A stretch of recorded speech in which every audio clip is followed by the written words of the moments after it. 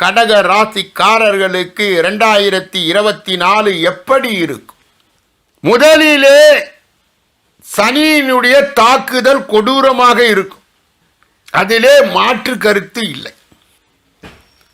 2024 மே 1ஆம் தேதிக்கு பிறகு குரு பலமாக உதவி செய்து வளமான நலமான பலமான ஒரு வாழ்க்கையை அவர் உங்களுக்கு அமைத்து தருவார்.